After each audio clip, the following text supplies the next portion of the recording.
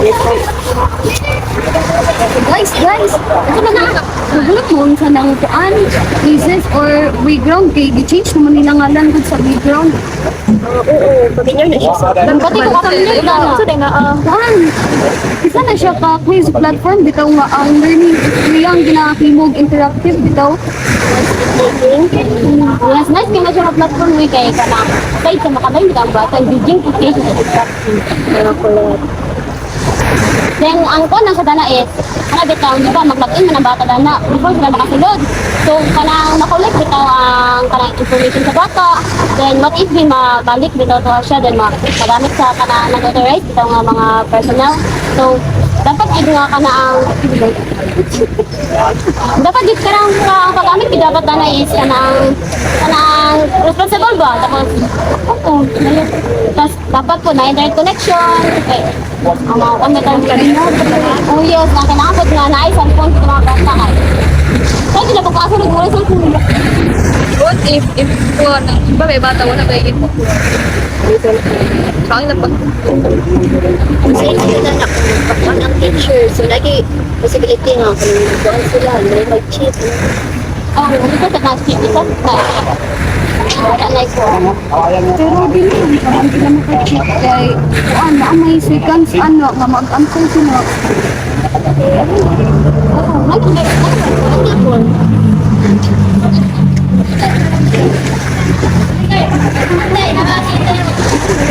online work is something.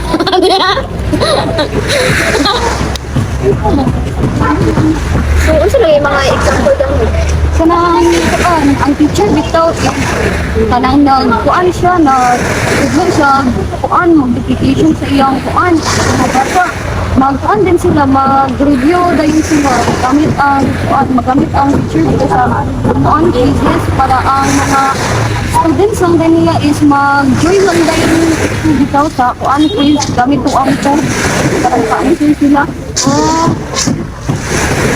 So, saan yung pag-promote sa teacher ko na yung responsible ang pagkakit sa kuan ng teacher sa dapat sa teacher is hindi lang siya pumunta ka tayo dapat sa i-balance dito i-balance sa teacher nga dapat may online so mas napo siya po kan bitaw nga mga activities na so na kaya if always lang kita nga online ang lagi po ito the text po sa bata dapat sa mga bata kung mag-online na naka-perme nawala na social media sa bata dapat na ito nga po ng balance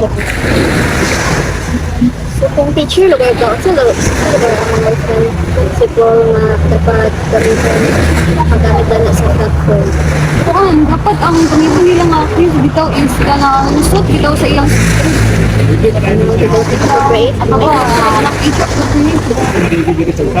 pero yun Siti ganit po na nato magamit sa dagko na ta kay kuan pang tanan man gid na sa teacher sa kanang mga basta nga 6 ata 6 dayon college pwede gyapon oh sila sir ay si ma'am di ba gamit siya kuan na kita katong nag-exam sa gamit yung nila para diretso lang nato makita ang kuan ang last kanina lang sa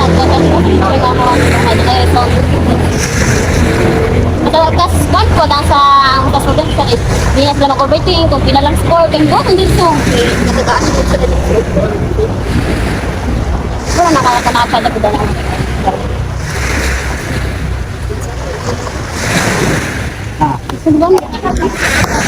saan kayo paggamit ng quizzes? pinakauna na is i-download na lang mo siya sa kuan Google Play Store mag-search ka o biglang if there's like na naman kuan ay makabutang ka na log-in ka sa email or ka na kuan bitaw Google account at kita kung ako mag-play Google account kaya magbili man ka as a teacher or as a student kasi pag kuan din mo pag mo na din mo ganap okay dagso na din ka dito sa kuan may mga quiz bitaw magpili ra ka dagko kung sa imong gusto dito ka magbili kung unsa nga grade imong gusto nga answeran unsa nga subject code kung naka-items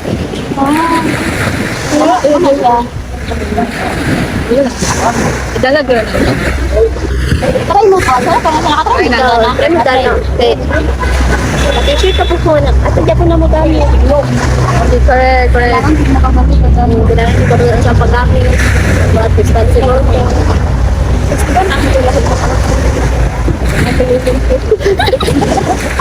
Abangan sa episode